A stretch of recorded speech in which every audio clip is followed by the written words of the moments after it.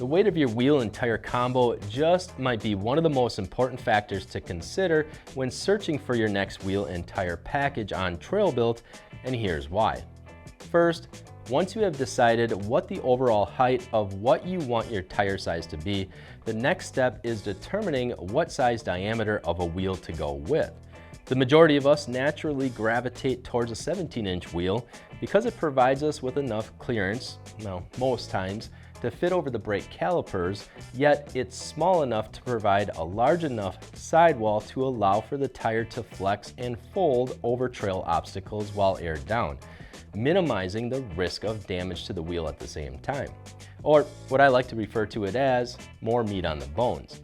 But there are a lot of us that forget, or maybe we're just not aware yet, that we also have to take into consideration how the size of the tire and the size of the wheel are going to typically weigh a lot more than what the factory tire and wheel combo does, and how that extra weight is going to negatively impact several other aspects of your vehicle.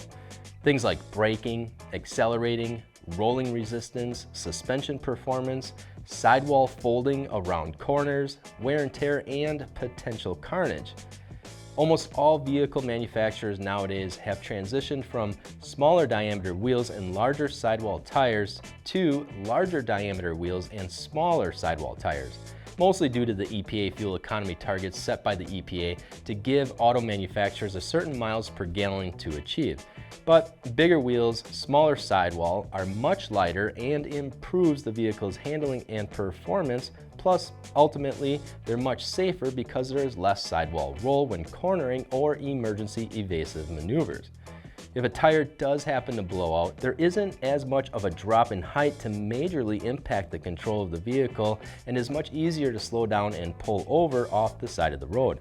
Less wheel and tire weight creates less force and stress on driveline components, and it helps the engine work less because it doesn't have as much weight to turn as well. There are definitely a lot more advantages to having a smaller sidewall and a larger wheel package on your vehicle for on-road use, albeit you're going to feel just about every crack and bump in the road with a low-profile tire, along with the potential for more rim damage from potholes or pavement transitions during road construction and other various road hazards. But with that said, we're going off-road, and low-profile tires do not work well for off-roading. We need taller sidewalls so that we can air down, gain a smoother ride, and allow for an increased contact patch for traction, along with allowing the tire to envelope and fold over trail obstacles, plus offer much needed protection from damage to the wheels. And most of us, if any of us, aren't going to spend the extra money on a dedicated set of off-road tires and wheels and swap them out every time we go hit the trails. So then our next best option is to combine the lightest, strongest, and largest diameter wheel that's available in our bolt pattern with the desired height of the tire we're trying to fit on our rig without compromising the height and thickness of the tire sidewall. This combination will gain us the most amount of performance possible while off-roading, along with doing our best to reduce the amount of stress and wear on our drivetrains. And so how exactly do we figure out what this combination is? Well, like I had mentioned earlier, start with knowing what you want the height of your tire size to be. If you're not sure, a great way to figure this step out is by determining what size tire will fit with the amount of suspension lift you have or are going to purchase, combined with the amount of cutting and trimming you're willing to do. And a great resource for this exact information starts by looking up your particular vehicle in our fitment gallery on TrailBuilt to see what others are running for tire sizes, suspension lifts, and how much, if any, cutting and trimming was done.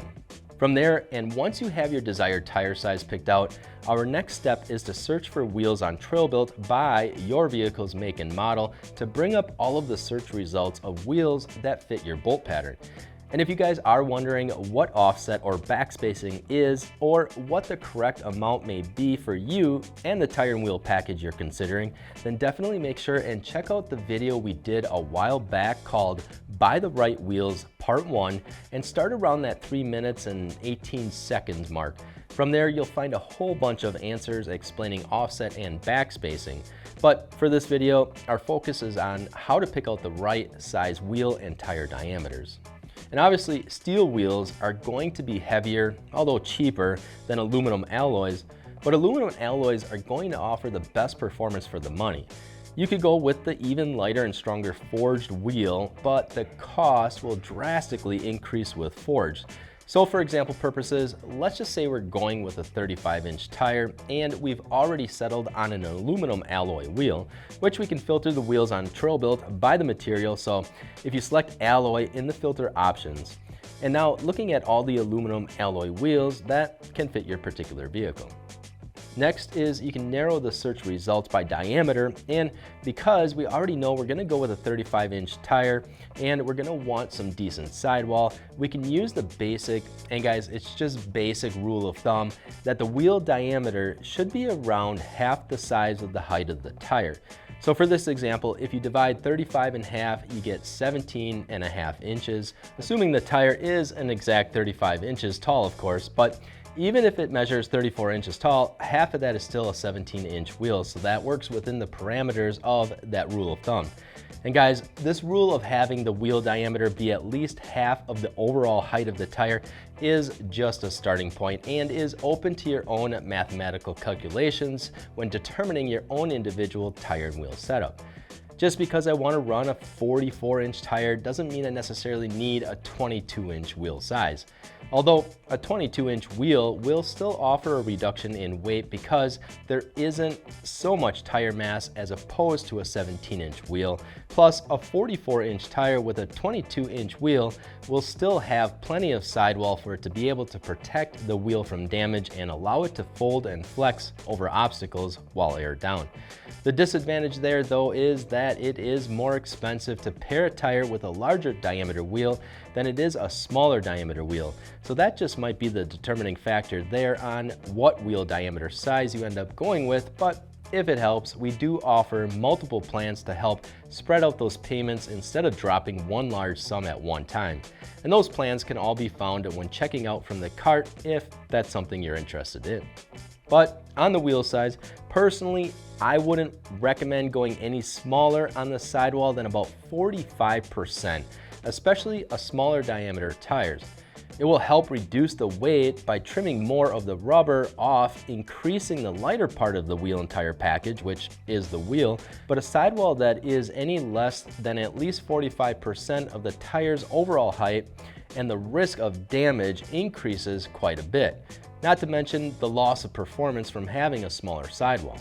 So for example, looking at our 35-inch tall tire, if I take 35 inches and multiply it by 0.55 to get my 45% sidewall, it comes to a wheel diameter of at least 19.25 inches, or if we just round it up, a 20-inch wheel diameter at the max of what I personally would feel comfortable with. Although that would only be if I was forced to run that size of a wheel with a 35-inch tire. Otherwise, to keep it even more on the safe side, I would go to an 18-inch wheel diameter.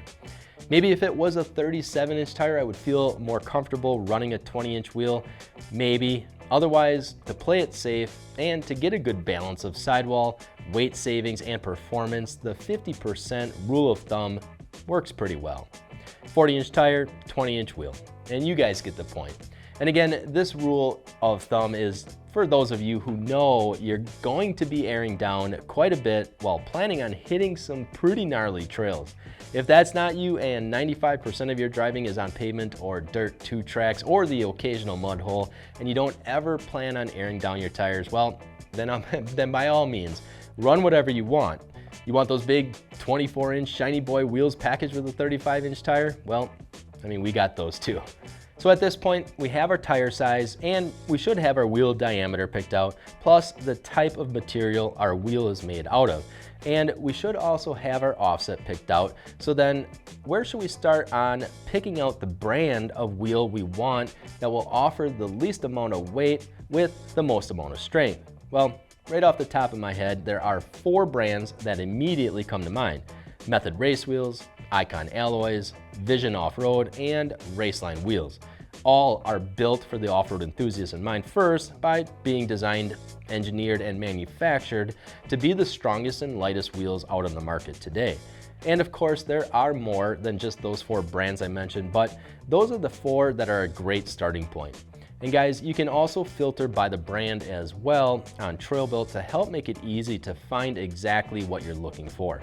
Even if it's a beadlock wheel, we have a filter for that. But if you're looking for an on-road DOT approved lightweight as a wheel option, I would highly recommend either Method's 700 series with bead grip technology, or if you really want to make sure your tire's bead is going to stay locked in place on the wheel, then the Icon Alloys Rebound Pro with inner bead lock technology for an even more robust, surefire bead locking technology.